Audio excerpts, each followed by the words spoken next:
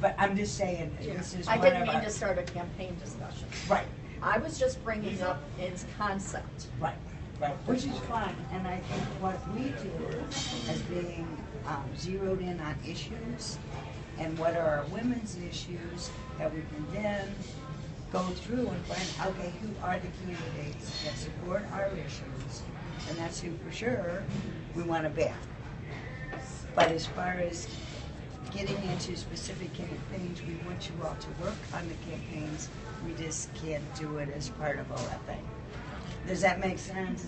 Yeah. Or at least in this meeting. Right. Once, when we were here earlier and having a soup, we talked campaigns. When we finish, we turn the lights up. But- We can get into campaign. And again, that was, I know that rule. Yeah, and I I did know. not mean to bring that up. Okay. No. I was just I'm just intending clarifying. the I'm just concept of a clarifying. woman president. But I'm just saying, in general, whoever that person is, Right.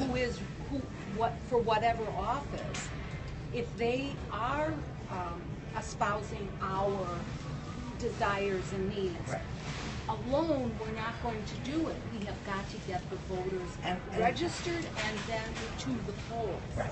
And yell it out. We can do support. Are you a registrar? Hey. Are you a deputy registrar? No, I don't know how to go about doing it. I'll talk to you There you later. go. I surely will. We have Thank you. League of Women Voters. Here, we got all kinds of different. Alright. So definitely, in terms of getting women out to vote, partnering with the League of Women Voters would be a huge resource for us. And I really like what Renee set up, maybe kind of creating a small document or maybe a website, something like that, where we can kind of advertise and say, here are all the politicians, here are the issues, and just say go by, like make a chart and say, here's their stance on this issue, and that way we can compare and contrast and see which one do your views align with, and hopefully people are aligning with a more progressive view. Can we also state, or is this not allowed, those people that are running again for re-election and who have routinely over the years voted against women's issues? Right. Voting record. Target. Right. And we've done that, like with climate change. We targeted the deniers. Right. And said, hey, these guys are not supporting what's important for climate change. So we can do that. I mean, that's perfectly possible. Just clarify. Okay.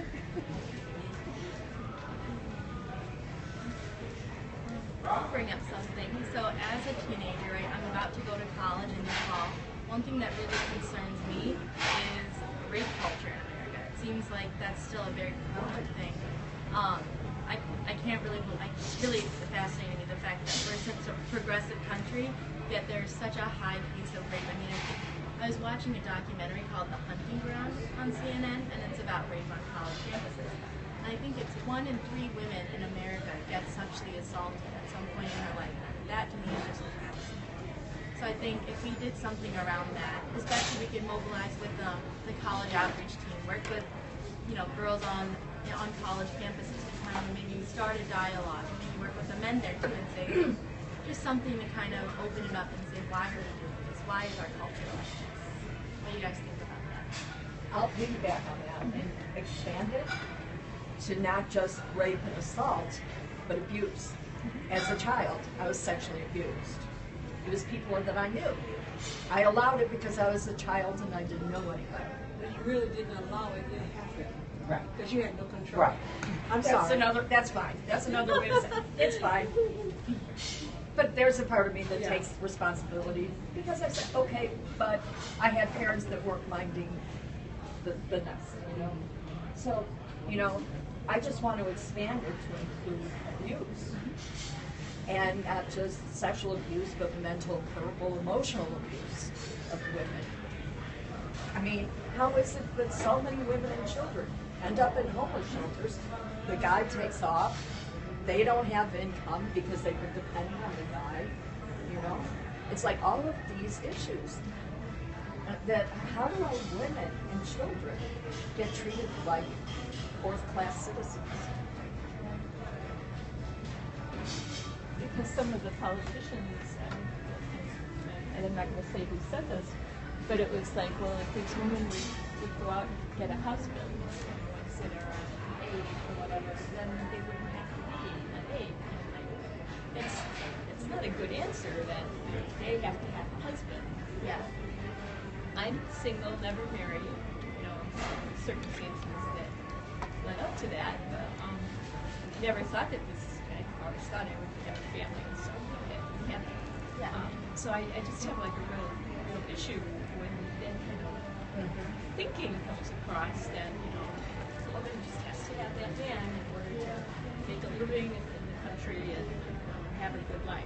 Certainly, you don't need a ring to have human rights guaranteed for you. Exactly. Another thing I think is really interesting is that we have such a victim-blaming culture. I just don't understand why it's always like the victim wore a short skirt. Were you drinking that night? It's was he, you know, was this person out to hurt me or something like that? It's not. We should be thinking about why are people doing this? What can we do to prevent these crimes from happening, rather than thinking about what can we do as the victim to prevent that. Obviously, I mean, street smarts is always good, but it's not the reason anyone got assaulted or abused. I just want to speak to your college. I had 2 clients, freshmen. It's usually the freshmen, and they were not raped because of they were women. They were raped because they were weak. Because the fraternal, they have to prove themselves bigger than the women and everybody else. Right. So they select certain people, boys or women, and they go after them. And one was a man and one was a female. And so it wasn't because he was weak, it's because he was there to study and to get an education. He was the first in his family to receive a degree, and that's all he wanted. But they took that as his weakness, and they invited him out to an event, and he did. He said, well, they invited me out. I'm so happy. You know, he called his grandma, and he was all excited. But when he got there, he was like gamed. Yeah. He was like, slip something in a drink. I don't drink. Okay, well, here, have this punch. Drink it. Bang. Same thing happened to a young lady. You know, that's how most of these rapes, if you go around and read the statistic, you will see it wasn't that they put themselves in a situation where they could be, is that the situation came to them, and that's how they, and something, and I agree, it should be something, none of these kids commit suicide, and it's not good. Yeah. It's not good. So I would like to work on that. Yeah. That's good. That's good. I think definitely because it's so taboo in our culture that it is. people who have experienced that have a lot of trouble. I've seen from people that I know, they have a lot of trouble kind of opening up about it. And I think that can be part of the healing process. But because there's kind of this expectation that we don't talk about it, they're forced to suppress that. And it leads to like kind of dramatic actions. But then again, the society don't believe that this person didn't know what they went there for. Right. And it's wrong, because if I tell you someone touched me, you should believe me. Why should I lie about it?